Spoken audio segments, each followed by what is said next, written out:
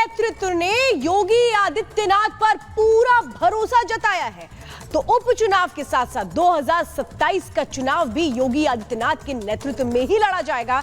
इसके साथ ही आलाकमान ने यह भी स्पष्ट कर दिया है दोनों डेप्यूटी सीएम को कि उन्हें योगी आदित्यनाथ के नेतृत्व में ही काम करना होगा। योगी आदित्यनाथ से जुड़ी एक स्पेशल रिपोर्ट आपको दिखाते हैं।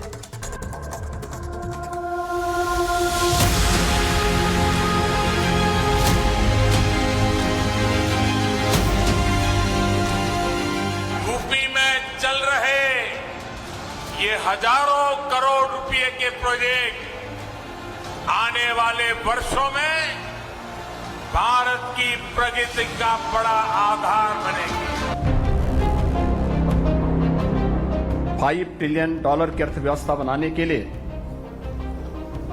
उत्तर प्रदेश जैसे राज्य को ग्रोथ इंजन के रूप में अपनी भूमिका का निर्वहन करना है।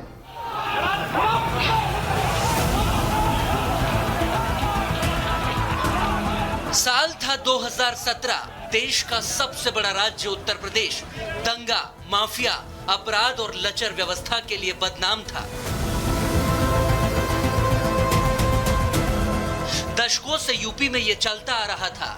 साल बीतते रहे, सरकारें बदलती रही।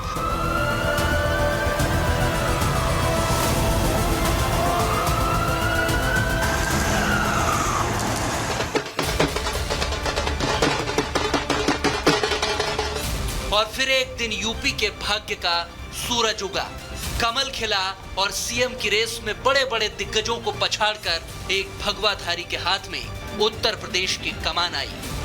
जय श्री राम, जय श्री राम, राज तिलक की करो तैयारी, भगवाधारी।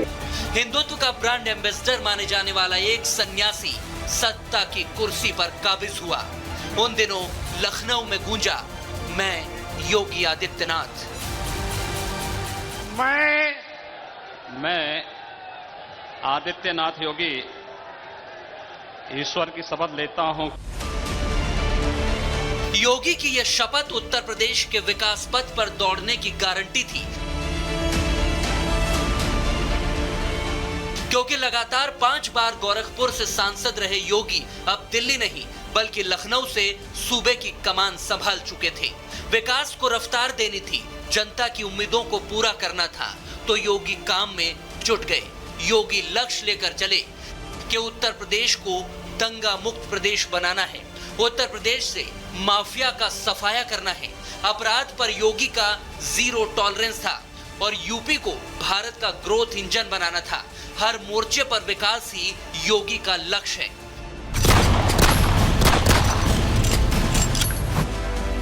विकास की रफ्तार बढ़ानी है तो यूपी को अपराधियों और माफिया के चंगुल से निकालना होगा। योगी ये बात बखूबी जानते थे, तभी तो उन्होंने अपना पहला ही लक्ष्य क्राइम फ्री यूपी को बनाया। इसके लिए माफिया और अपराधियों को सीधी चेतावनी दे दी कि गुंडे माफिया अब यूपी छोड़ दो। अपराध और अपराधियों के प्रति जीरो टॉलरेंस की नीति के तहत जो कार्य प्रारंभ हुआ, आज उसका परिणाम है। अपराधी आज या तो जेल के अंदर है या प्रदेश छोड़ करके कहीं मुंह छुपा करके बैठा हुआ है। उसको प्रदेश के अंदर आने का वो दुस्साहस नहीं कर सकता है।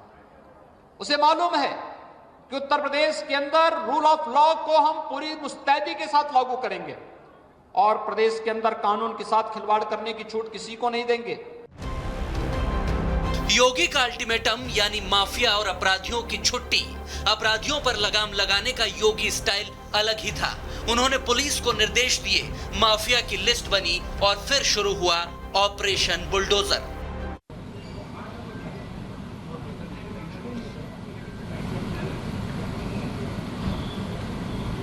मित्रों, उत्तर प्रदेश विधानमंडल का सत्र आज से प्रारंभ हो रहा है। ये मानसून सत्र है। मानसून सत्र में मैं सबसे पहले सभी माननीय जनप्रतिनिधियों का, माननीय विधायक, माननीय विधान परिषद सदस्य, और विधानमंडल की कार्रवाई को सकुशल संपन्न करने में योगदान देने वाले सभी दलों से जुड़े हुए अन्य जो उनके सहयोगी हैं, विधानसभा और विधान परिषद के सचिवालय से जुड़े हुए जो अधिकारीगण हैं, इन सब का मैं हृदय से स्वागत करता हूं। हम सब जानते हैं कि उत्तर प्रदेश ने फरवरी में ही अपना बजट पास कर लिया था। मानसून सत्र में प्रदेश की आवश्यकता को ध्यान में रखते हुए पहला अनुपूरक मांग भी सदन में प्रस्तुत होगा। स्वाभाविक रूप से उत्तर प्रदेश आज देश की सबसे बड़ी उभरती हुई अर्थव्यवस्था की ओर अग्रसर हुआ है और यही कारण है कि उत्तर प्रदेश ने पिछले 7 वर्ष में प्रधानमंत्री मोदी जी के मार्गदर्शन में, उनके यशस्वी नेतृत्व में